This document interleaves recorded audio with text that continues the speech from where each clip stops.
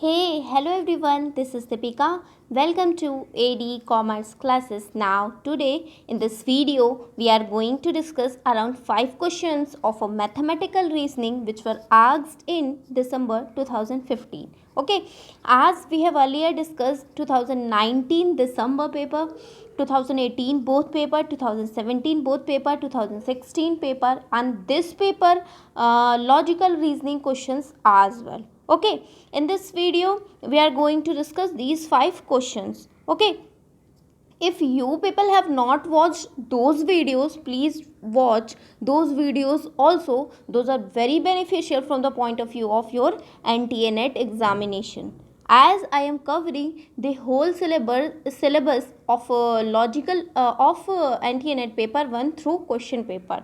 Okay, many more topics of logical reasoning I have covered, and teaching aptitude, many more topics I have covered, and mathematical reasoning questions I am covering. DI, many more DI I have already covered. So let us start our video. The next term in the series, basically ये questions मैंने Facebook पे भी post किए हैं, तो मैंने बोला था कि वीडियो प्रोवाइड करूँगी, तो आप प्लीज़ इस वीडियो को देख लीजिएगा.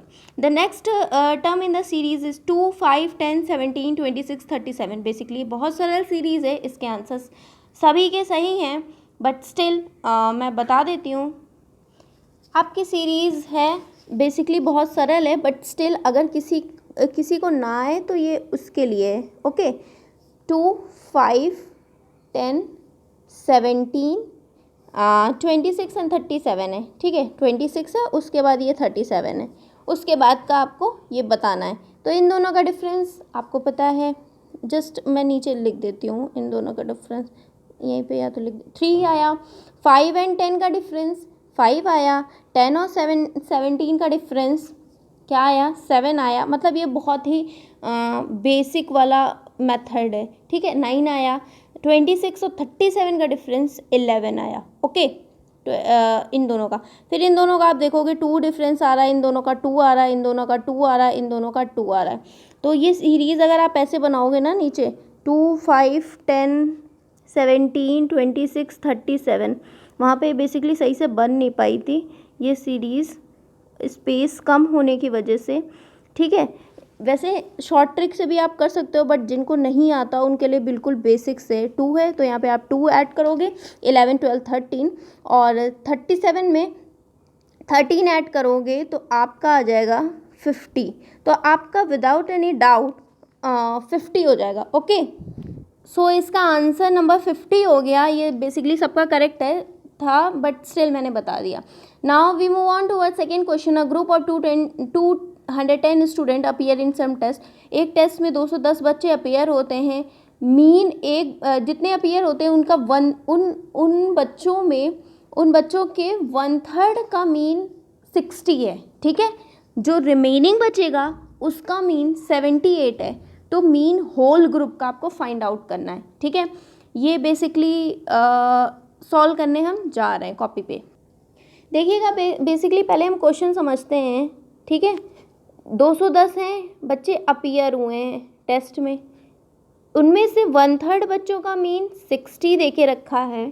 ठीक है, 1/3 मतलब 210 के 1/3 का मीन दे के रखा है ना, तो 3 7 जा मतलब 70 बच्चों का मीन दे के रखा है.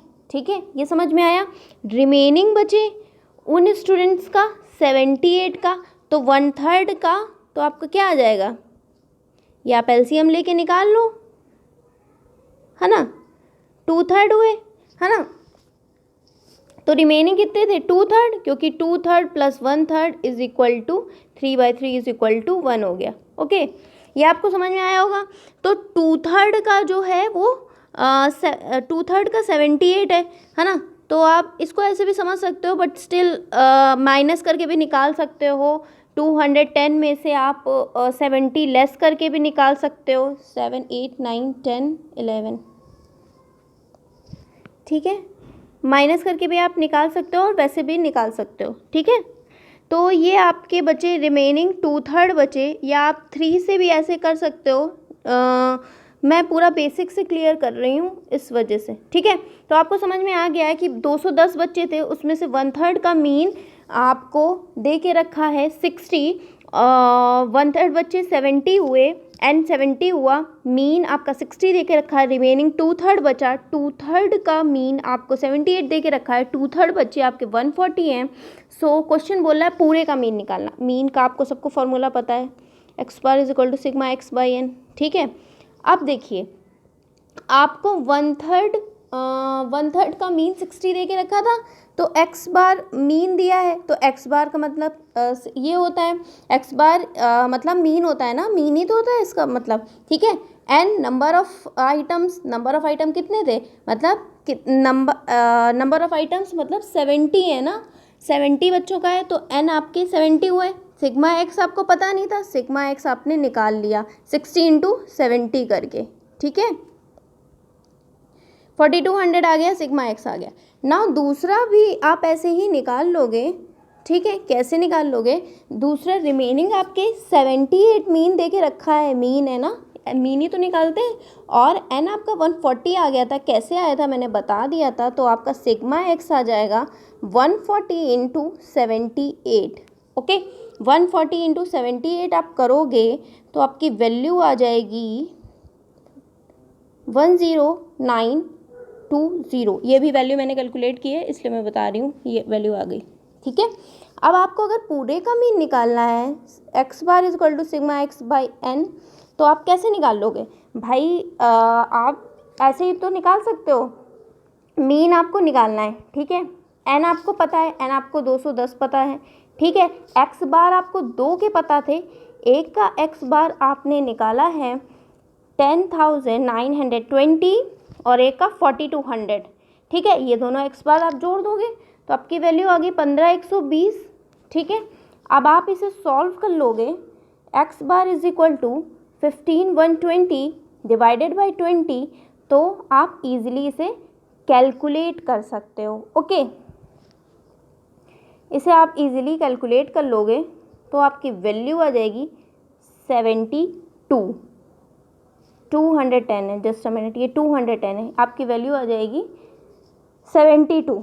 तो एक्स बार की वैल्यू आपकी 72 आ गई। आप इसे काट के कैलकुलेट कर सकते हो। ठीक है, बिल्कुल बेसिक से मैंने बताया है कि कैसे इसे आप सॉल्व करोगे। ओके, अब हम अपने क्वेश्चन पे आ गए, आपकी वैल्यू 72 आ जाएगी। Option number A is correct for this particular question. Now we move on to our second question. क्या बोला है, वो डायरेक्शन टेस्ट वाला क्वेश्चन है। Anil after travelling 6 kilometre, Anil एक बंदा है, वो 6 किलोमीटर ईस्ट में जाता है, फिर 6 किलोमीटर ईस्ट में चलने के बाद उसे रियलाइज़ होता है कि भाई वो गलत दिशा में जा रहा है, तो वो क्या करता है, उसी दिशा में उल्टा लौटता है। 12 किलोमीटर जाता है वेस्ट की ओर, ईस्ट की ओर जा रहा था, तो अब वो वेस्ट की ओर जाता है। फिर उसके बाद वहाँ से राइट टर्न होता है 8 किलोमीटर ऑफिस जाने के लिए। तो स्ट्रेट डिस्टेंस अगर वो चलता, गलत ना जाता, तो क्या आती। ओके, पाइथागोरस आप थ्योरम लगाओगे, इजीली कैलकुलेट हो जाएगा। देखिए क्वेश्चन आपका दे के रखा था कि अनिल एक बंदा है, ठीक है, वो 6 किलोमीटर ईस्ट की ओर जाता है, फिर उसे रियलाइज़ होता है कि भाई मैं गलत जा रहा हूँ, तो उसी दिशा में वो 12 किलोमीटर चला जाता है। ठीक है, ये 6 किलोमीटर गया था, फिर 12 किलोमीटर, फिर वो अपने राइट जाता है। मैंने बोला था इधर का राइट हुआ, इधर का लेफ्ट हुआ, तो वो राइट 8 किलोमीटर जाता है।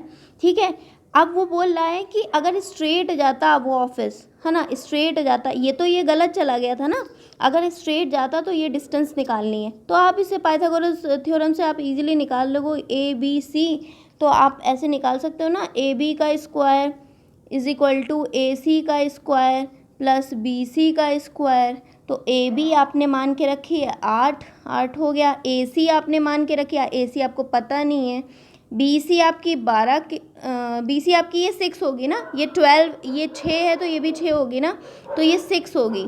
ठीक है, टोटल 12 होगी, ये 6 होगी। ठीक है, 6 का स्क्वायर। ओके, तो 8 8 जा 64, ए सी का स्क्वायर प्लस 36। ओके, तो ए सी का स्क्वायर आपका आ जाएगा 64 प्लस 36 इज इक्वल टू 100। ए सी की वैल्यू आ गई, अब ए सी का अंडर रूट, तो ए सी की वैल्यू आ जाएगी 10। ठीक है, स्ट्रेट डिस्टेंस आप ऐसे भी निकाल सकते थे कि भाई straight distance is equal to Pythagoras theorem इतने का, बट कैसे स्ट्रेट डिस्टेंस निकाली वो मैंने बता दी कि भाई कैसे निकली है। ठीक है, आई होप आपको समझ में आ गया होगा। 10 किलोमीटर आई कैसे आई मैंने बता दी। ओके, सो हम क्वेश्चन पे आ गए हैं. 10 kilometre is correct answer for the particular question. Option number A is correct. Okay. P and Q are brother, R and S are sister. The son of P is the brother of S. Q is related to R in such a manner. देखो question बहुत ही simple है. Simple ये है कि आपको P और Q का relation दिया है, दोनों भाई भाई हैं, ठीक है, ब्रदर हैं. फिर बोल रहा है R और S जो हैं ये दोनों बहनें हैं, है ना, दोनों गर्ल्स हैं, दोनों बहनें. फिर बोला जो P का सन है ना, P का मान लो कोई सन है, ये पता नहीं क्या है, X है ना, ये इसका सन है. P का जो सन है वो भाई है, ब्रदर है. किसका? S का ये ब्रदर है. तो अब आप बताओ, जब P का जो लड़का है उसकी बहन S है तो S R की भी तो बहन हुई, तो ये दोनों सिस्टर है, ये ब्रदर है. तो Q जब इसका भाई है तो ये इसका चाचा नहीं हुआ.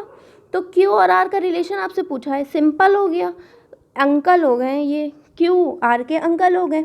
समझ में आ गया ना. P का लड़का कोई है पर्टिकुलर, ठीक है, उसकी दो बहनें हैं, ठीक, S और R, और Q जो है P का भाई है. तो Q का और R से रिलेशन पूछा है तो Q R का चाचा हो गया, अंकल हो गए. ओके. सो हम क्वेश्चन पे आ गए. Option number D is correct for this particular question. कैसे हुआ मैंने बता दिया. Next term in the series आपको फाइंड आउट करना है. ये भी बहुत अच्छा सा क्वेश्चन है. ये नेक्स्ट टर्म आपको फाइंड आउट करना है.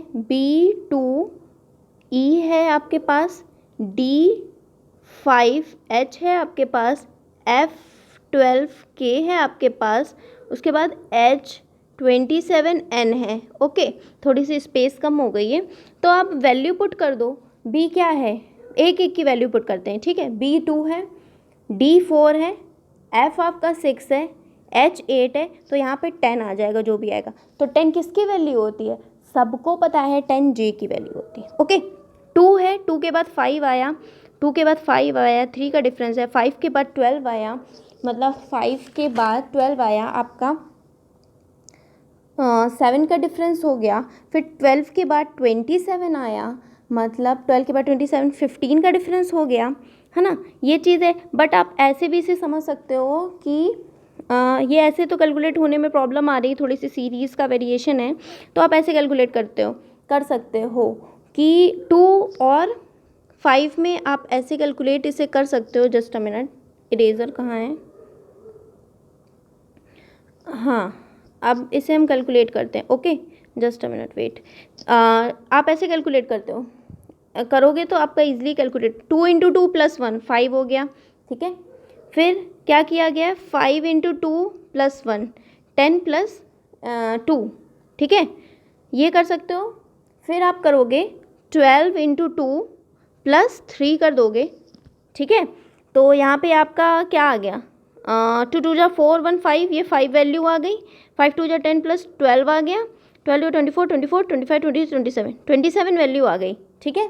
तो आगे की वैल्यू क्या आ जाएगी? मैं यहीं से उठा के ये कर रही हूँ ना, ये 12 यहाँ पे ले लिया, ये 5 यहाँ पे ले लिया, ये 2 यहाँ पे ले लिया, ठीक है. तो आगे जो आप लोगे वो 27 लोगे, 27 × 2 ले लोगे, +3 है तो +4 लोगे. 27 7 7 14, 4 1 कैरी 2 2 4 1 5, 54 + 4 = 58.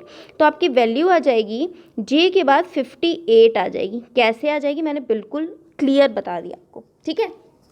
अब देखो E की वैल्यू क्या दे के रखी? E आपका 5 दे के रखा है, H आपका 8 दे के रखा है, H8 दे के रखा है, कि मतलब H की वैल्यू 8 आती है अल्फ़ाबेटिकल ऑर्डर में, K 11 होता है, N आपका N की वैल्यू 14 होती है. तो आपको डिफरेंस दिख रहा होगा, 5 3 8, 8 3 11 और 11 3 14 और 14 15 16 17 आपकी किसकी वैल्यू होती है?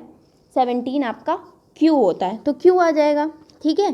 तो आपको ईजिली समझ में आ गया होगा, J58Q आ जाएगा. कैसे आ जाएगा मैंने बिल्कुल स्पष्ट आपको कैलकुलेट करके बता दिया. ओके. सो हम अपने क्वेश्चन पेपर पे आ गए हैं. Option number A is correct for this particular question, J58Q. I hope आपको अच्छे से समझ में आए होंगे क्वेश्चंस. और अगर वीडियोस पसंद आए, मेरी मेहनत पसंद आए, तो please like share and subscribe करना मत भूलिएगा. ये सारी मेहनत आप लोगों के लिए ही हो रही है और मेरे से जितना पॉसिबल होगा पेपर 1 का मैं पूरा कवर कराऊँगी. और मैनेजमेंट कॉमर्स के जो भी बच्चे हों उनके लिए तो चैनल है ही मेरा, प्लस पेपर 1 के लिए भी है. So it was in this video. Meet you in my next video. Till then stay happy and keep running guys. Tata, bye bye, take care.